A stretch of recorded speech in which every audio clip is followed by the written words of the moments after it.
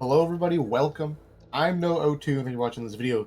We have here a team composition for Trials of the Worm. This is about you and three other human beings pushing yourself to the limits, getting the highest possible multiplier, getting the highest possible score that you can manage in Trials of the Worm. Now, a little bit of a disclaimer here. I have played all of these decks. I have played all of these decks with bots, with random people, and with some friends. Comparatively, though, to the past, where my other deck videos, I always try to come from a place of authority, lots of practice, lots of time, have the most knowledge possible, so I can take that knowledge, wrap it up in a way that sort of makes sense for you guys to sort of look at these decks and go, "Oh yeah, I get what you're trying to accomplish." I've done that as much as I possibly can, but is of the essence, and I think, to a degree, these decks are not as tried and true and tested as past decks. But I do think that this is a really good starting place to help you understand the degree that we need to sort of cut corners and push in the damage, help you understand like what your team composition really needs to be trying to accomplish in order to survive Trials of the Worm. You sort of see like the emphasis on just like doubling down on ideas and concepts here. Check out the timestamps. We'll go through all of these decks individually, talking about the cleaner and their weapons and what they're trying to do for the team. At the end, we'll maybe get a little bit of a summary recap of it all. But we'll start off with LMG Walker. And the reason why we're playing Walker is one, his bonus team health. Everyone's going to be running a team inventory card, which minuses your health. And so Walker's existence will help compensate for that. In addition to that, Walker just does bonus damage, and we just care about the damage in general. We're trying to squeeze in as much damage as possible while still having other utility as far as extra ammo, extra things to throw, copper, blah, blah, blah. As well as compensate for the fact that we're not going to have a support character other than our melee character. So, we're starting off here with Share the Wealth and Fresh Bandage. These first couple of cards, everybody has these first couple of cards. What's important to note about Share the Wealth and Fresh Bandage, we all know the value in them, right? Extra health, lots of trauma recovery for free, right? Lots of extra copper. But they share at the start of each level. In my previous videos, I talked about doing Trials of the Worm and some interactions. These cards, these at start of each level cards, do not trigger when you go into a hive. That's true in Trials of the Worm as well. But keep in mind that if you go into a hive for one of your trial missions, 1/4 of your potential value of these cards is gone. It disappears. You never get it. So that's just going to be an inherent weakness that we're just going to have to accept here, for the time being. So keep that in mind. If you're healthy, if you got lots of copper, you're good on your economy, taking a hive, no big deal, no issue, right? Take what choose a mission you see fit. But if you're struggling, if you're behind, if you're hurting, if you're desperate for money, keep in mind that choosing a hive will be detrimental to you. Next, everyone has Empowered Assault. This is going to guarantee that if a mutation shows up, somebody somewhere will get the benefit of the stumble down, the guaranteed stumble. And this guaranteed stumble is so valuable for buying time for your LMG character here and our sniper character to just DPS down the scariest of all the tall boys as quickly as possible. But also, too, the 20% stumble damage is, I think, has some really good relevance as far as like stumbling a shredder or stumbling a reeker as soon as possible when they show up. So sort of like mid-range stumble enemies. That everyone has on your mark. The primary way that we're going to be dealing with all the basic mutations for showing up is going to be shooting them with lots and lots of bullets, and so we're going to need lots and lots of ammo. We'll see that everyone has an ammo card in some way or another. Talk about that sort of at the end, I think, where you need to be dropping ammo for your teammates regularly. Everyone's running grenade pouch. This helps take off the edge of the increased store cost that we have in the players category, but everything will still be overpriced. But between everyone having grenade pouch and Share the Wealth, you should have enough money for the most part. You also sort of see at the end, we'll talk about what everyone's running as far as throwables are concerned, and how we don't really need to rely on other team upgrades. Everyone's running a bonus inventory pouch, so here's an extra team offensive slot, and then admin reload. An LMG takes a long time to reload. That's a lot of downtime. So, mag dump your LMG, swap over to your secondary. You're still involved in the fight. You're still shooting enemies. You're still helping with crowd control or peppering mutations off in the distance. like that. Fill them full of lead and suppressing fire. Tons of great DPS here, especially if you get like the attachment upgrade with can of whoop ass for your LMG. Suppressing fire for crowd control. Patient Hunter, ADS, start shooting. The majority of your magazine will get the value out of Patient Hunter. It's 30% bonus damage. Phosphorus tipped and pyro. I need to talk about this a little bit. Phosphorus tipped baseline all on its own without too much interference does about 17 points of damage per tick. Excuse me, I needed to sneeze. Does about 17 points of damage per tick. It does 5 ticks per second, roughly. About 5 ticks per second. That's around. I mean, we'll do the math here, right? We'll do the math. 17 times 5, about 85 damage a second. 2 tall boys. I'm going to emphasize that. 2 tall boys. Because tall boys take bonus damage for fire. So that's the baseline, right? Not taking into account the fact that tall boys will have fire resistance to some degree in the trials. If we're running pyro, we can take that 85 and we can double it. So phosphorus tipped in pyro should be doing about 170-ish points of damage per second standard, minus whatever fire resistance tall boys have because of the ridden category, how high it's pumped up and things like that. So somewhere between 100-ish to 170-ish points of damage per second to a tall boy if you catch them on fire. That is significant. Hugely significant. That's a huge chunk of potential damage specifically for tall boys. The fire versus other enemies, it's nice, but it's not really that super strong. It's nice versus a boss and things like that, like reigniting them over time and things like that. But for the most part, this is anti-tall boy card. Anti-tall boy. Also, too, every once in a while you'll sneak in a little bit of extra points of temporary health, but not a big deal. And we have hyper focus. Not so much. Now this is not an anti-tall boy card, right? It's hard to sort of get the weak shot damage on the tall boy sometimes and things like that. This is like anti-stinger, anti-retch, just sort of maximizing the amount of potential damage we can have against them, so that we can quickly stumble them before they get a shot off, or before the retch can start vomiting, or stumble a shredder and things like that. And then marked for death. It synergizes with Walker's ping already. So I just figured we'll sneak it in here. Bonus team damage. For the most part, Walker should be shooting at mutations first. But of course, the LMG is also good at fighting hordes of enemies, so Walker's going to be constantly shooting all the time, constantly pinging stuff. That's Walker. Primarily focused on DPS. Now we have Jim. We're playing Jim because he's just the other DPS character. You're going to see that we're just running all the DPS characters. We're desperate for as much damage as possible. Nothing can hurt you if you just blow it up before it gets to you. Share the wealth, fresh bandage, powder, salt on your mark, grenade pouch, toolkits. Toolkits. The question here is your quick slot inventory. I highly recommend that everybody is running a defibrillator. The only exception is a toolkit for a toolkit room. But ask yourself, where is the toolkit on this mission that we're on right now? Is it convenient to get to? Is it out of the way? Is it sometimes spawned somewhere else? Do we need to go inside and use a medicine cabinet?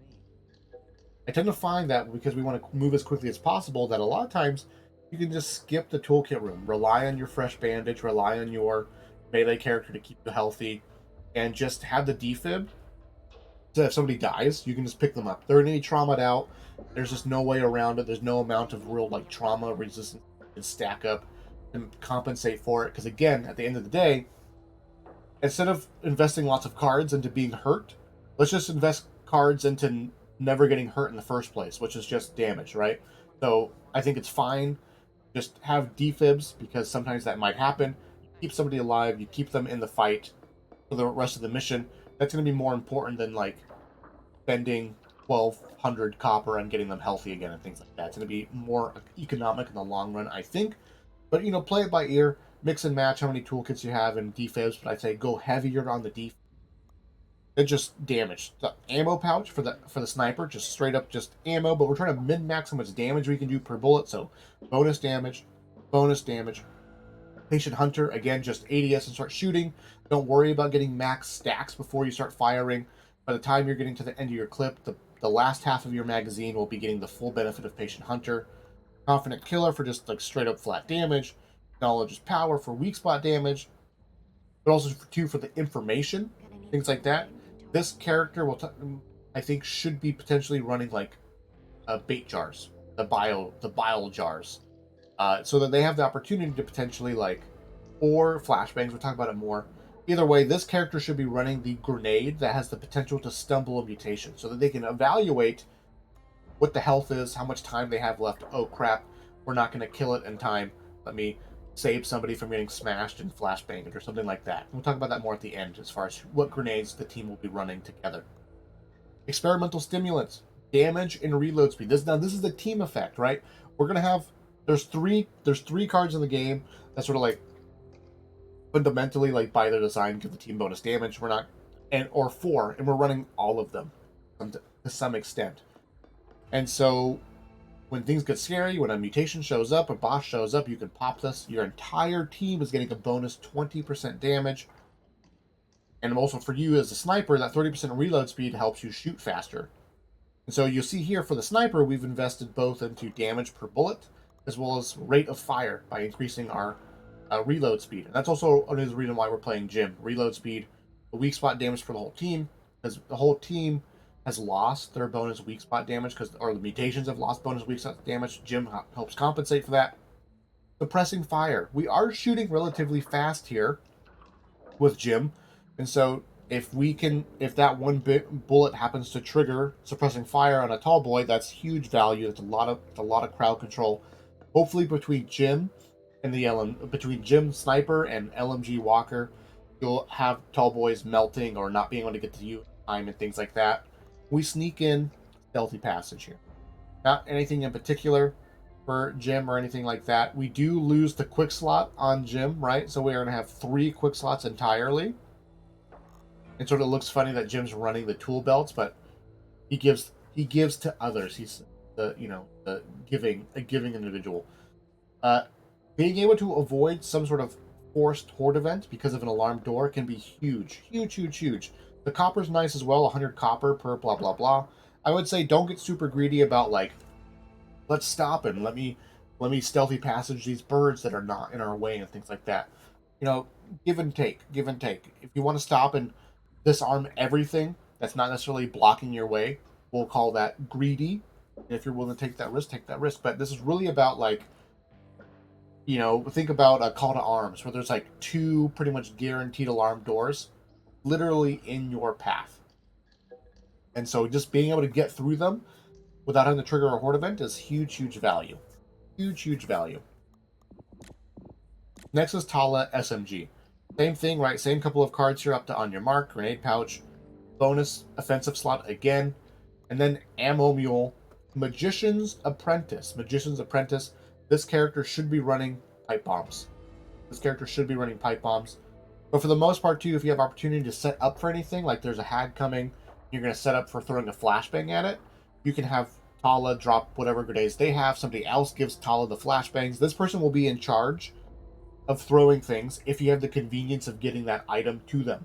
Keep in mind, though, don't be super worried about always min-maxing this idea. It's just 10%. It's not a huge thing. But really, we're going to have 2 characters running pipe bombs. Tala should hopefully be throwing all 6 of those pipe bombs, just to sort of as much value as possible here. Then we're running Sadistic, In Your Zone, and Expired T5. It's not really possible to get this bonus 1% damage of Expired T5 to do something relevant for the most part, but we're not really worried about it. We're just not that concerned about it. What we care about, though, is that flat 20% damage to weak spots, which means it does 40% damage. And it has the potential to just one-shot a lot of zombies for just instantly. If you're already shooting zombies and triggering Sadistic, this value of T5 goes up, guaranteeing more one-shots, but it's sort of like give and take.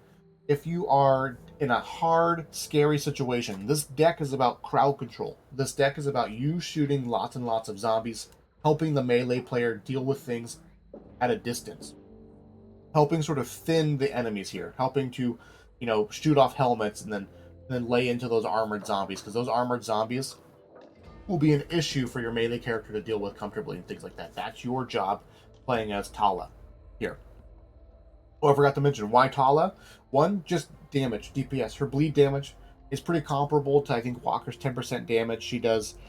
Bleed lasts 10 seconds. It does 5 ticks of damage per second. for a total of, I think, 25. I can't remember. I did all the math at some point in time. She does 1 point of damage per tick with her bleed. It stacks up to 10, so 10 ticks of damage, or 10 damage per tick. So it's about like 50 points of damage a second ish, plus like whatever other team effects and things you have going on. Overall, the bleed is just more bonus damage. The whistle, though, is really, really nice as far as extra damage and DPS. So we do want to make sure that somebody has that whistle at some point. Keep that in mind too when it comes to buying your defibs. But also too, that corrupted chest that spawns in a mission, there's no hives, right? There's no hives that are going to be spawning in the mission. You have to take a hive. That's when 1/4 of your missions could be a hive potentially, right? And again, we don't really want to do that because we have Share the Wealth and Fresh Bandage. Talia is one of the best characters of the game right now because of that corrupted chest. And having it is just a nice potential power boost.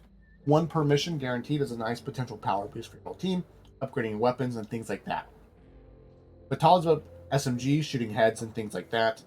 Popping Expired T5 will trigger in the zone, trigger Sadistic for you. Front Sight Focus. This is actually a really great card for SMGs. I always sort of loved like this like fast reloading SMG playstyle, but I can never really do it in solo queue because ammo is a huge issue. It just doesn't work in solo queue with 3 random people. But in the team composition, I always find it's really, really good. So, bonus weak spot damage for the headshots, bonus accuracy for hitting those headshots more reliably, aim speed, and recoil control all really help an SMG be more precise. Then we have Shredder, Speed Demon for reload speed, and Out with a Bang. Shredder. A mutation shows up, pop it a couple of bullets, and then get back to focusing on zombies. Speed Demon for the reload speed, it's just great, 35%, no real drawback to it. Then Out with a Bang. We don't have any extra lives, right? Because playing in with maximum player, you get -2 lives anyways. So like trying to overcome, you need like 3 bonus lives to overcome that. So Out with a Bang still triggers if somebody just dies. Essentially, this is just, oh crap, somebody's died. Out with a Bang is a huge, huge potential power spike when somebody goes down, allowing you to just like, if somebody goes down and you start hearing that beep, stop shooting mutation, stop shooting common, and focus on the mutation. The whole team can switch their gears and start focusing on mutations and things like that, at least for a little bit. At least for a little bit. So this is all about crowd control, right? All about crowd control. She'll be running the pipe bombs. She'll be giving the team pipe bombs when they die. She's got Expire T5 when things are hectic, and she's got a fast-firing, fast-reloading weapon. No admin reload because she's just slapping in a magazine every couple of seconds, right? Recommend that you run either the MP5 or the Uzi. Those are the best crowd control weapons in the SMG category. And now finally, Sharice Melee Shotgun. Why Sharice? Armor plates. Armor plates, armor plates, armor plates. Armor plates are the best support thing in the whole game. Best support thing in the whole game. You should be leaving the safe room with a couple of bot armor plates. 1 per player at least. Then Sharice will help with that economy. Do keep in mind that armor plates falling off of a ridden are subject to the scrapping effect, but we gotta take that risk because having a tall boy's effect being completely negated. Either the tall boy's getting burnt out really far away or getting suppressing fired so it can't move.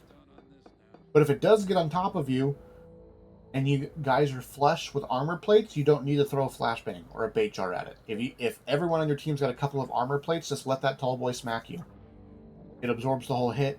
It'll buy you time. He exposes his arm when he does the smackdown, and you can, at that point, probably burn out the tall boy and you're good to go. The armor plates are huge. It's so powerful now. So powerful now. So Sharice helps us have more armor plates. Also, too, for a melee character, the bolstered health that she gives the entire team.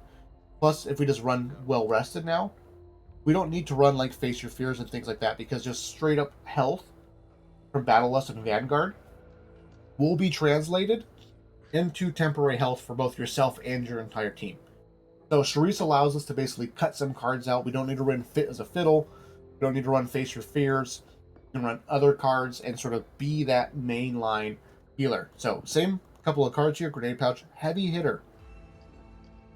I have been greatly surprised by how much opportunity you can get with heavy hitter. How often you could potentially smack a tall boy with your melee weapon. Imagine this scenario. You're in a room, the melee character's at the door, holding the door, everyone else is looking out the door, waiting for mutations. Tall boy comes tight around the corner, he does his little roar, he's just right there in the face of the melee character. He finishes his little roar, and then you smack him with the melee weapon, and he's stumbled. There's a lot of potential opportunity for heavy hitter to trigger, and again, it's just more crowd control, and it's guaranteed. So play around with this. Get used to this idea that you can potentially stumble ridden. Don't be like charging at the tall boy with your machete or whatever, but there's a way that you can do this relatively safely and conveniently on occasion. Then ammo for all. Trying to squeeze in that extra damage here. I would say if you're worried about ammo in general, you can swap it out for ammo mule. This in general here, but this character, it's themselves will not be burning a lot of ammo. So this character should be dropping a lot of ammo for their teammates and then just primarily using their melee weapon. And we have Battle Lust for healing. We don't have fresh bandage on this character. We cut it out to make room for Battle Lust. So this character can heal themselves and heal their own trauma. The trauma resistance that Sharice has is it's not going to feel like a whole lot because of just legendary mode in general.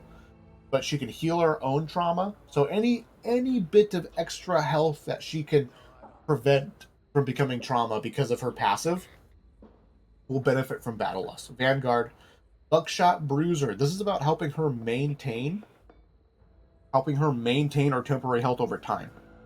Because if she needs to keep fighting. Sharice, the melee character, they have to keep fighting to keep staying healthy. But in between, when you're moving from the next area, Sharice can be leading the charge, shooting common, generating just a tiny bit of extra temporary health here and there. Basically, just trying to maintain some sort of like temporary health economy for herself. But also too, when like a bruiser or a boss shows up, or if there's no common around and she's contributing to shooting at a mutation, Buckshot Bruiser will actually help her to like increase her overall temporary health, just keeping her healthy for longer, so that when you're getting into the start of a horde event, she's not like starting on a deficit, potentially starting roughly the same or somewhere comfortable and things like that. Well rested, the overheal helps us get our Battle Lust and our Vanguard health to turn into temporary health for both ourselves and our entire team. And we have Berserker, Mean Drunk, and Spiky Bits. Damage resistance, melee damage, melee damage, melee damage. When you crank up the Horde difficulty, you get more variants of the common. So running into the explodey head zombies is going to be pretty much a guarantee every single mission, no matter what. Which means that our melee character is going to need to be, 1, getting away from the fire axe as quickly as possible, but 2, chopping at the knees. You're Cobra Kai. You're going for the knees all the time, and so we need to ideally one-shot or two-shot most of these zombies by cutting them down at the kneecaps. And so Mean Drunk is going to give us that ability to do so, as far as just aim at the feet and chop them up. You'll still have enough damage between Mean Drunk and Spiky Bits and an upgraded melee weapon to 1 or 2 shot most of the zombies. Then Rhythmic Breathing and Adrenaline Fueled help you manage your stamina over the course of a long horde event. We cut out like melee swing speed because they have Berserker. These horde events get so chaotic and there's so many enemies spawning at once sometimes that Berserker is a card that just gets better the harder the game is. The better, the stronger, the worse off the horde event is, the better and stronger Berserker becomes. This compensates again for just more melee damage, our melee speed. And also too, if you don't need to be crouched, you're sort of moving and swinging at the same time, the movement speed also helps you sort of give that ebb and flow back and forth. Melee. This is our support character. You may have noticed here, there are no support slots. We do not have the ability to carry any support items. No pain pills, no medkits. Doesn't matter. In legendary mode, they're not really spawning anyways. So here, this is all about, this whole team composition is about not looting. You leave the safe room with what you have, and that's all you're going to get, and that's all you really need to get from point A to point B, which is the goal of Back for Blood, right? But when it comes to throwables, Tala should be running pipe bombs. Who else runs the pipe bombs? I'll leave it up to you, but you should have, hopefully, six pipe bombs, right? 6 pipe bombs. The other 2 characters should be running flashbangs and bait jars. Flashbangs are sort of like the general Mutation gets scary, gets too close, you flashbang them, you're good to go. Also strong versus the Hag or the Breaker for preventing the Horde events that they can call in. The bait jars are also for bosses, but again, bait jars also stumble mutations as well. So like the bait jars and the flashbangs eventually accomplish sort of the same thing, but do them in slightly different ways. So you can mix and match as you see fit, what you prefer, things like that. But essentially, like when a breaker shows up and he does end up calling in his horde event, hitting him with the bait jar means that his own horde event sort of like gets negated to an extent, right? And the zombies are forced to charge through him for a little bit, and they deal damage to him, and blah blah blah. Not a huge deal, not a huge thing, but keep that in mind. You can do the same thing with like the ogre and blah blah blah. So between the 4 characters, you should have hopefully 6 pipe bombs, and then 3 to 6 flashbangs and or bait jars as you see fit, or what the economy is and things like that. The other element here is that I really want to talk about is armor plates. Again, just to re-emphasize this, how good armor plates are. Everyone should be leaving the safe room with 1 or 2 armor plates. So the fact that we don't have any support slots, nobody's ever going to be buying a med kit. Again, just we're trying to force our economy into pipe bombs, into armor plates. And then everything else in the deck is about people contributing to shooting mutations in one way or the other. Or just like shooting them with bullets and blah, blah, blah. Any questions, concerns, thoughts, problems, fears? Let me know. I can't think of anything else that maybe I wanted to talk about here. This is it. This is the deck. Let me know what you think. If you give it a try, please, if you and your 3 friends give this team composition a try, let me know how it feels. Let me know what felt good, what felt bad. I'd love the feedback. Thank you guys for watching. I appreciate it. I will see you in the future.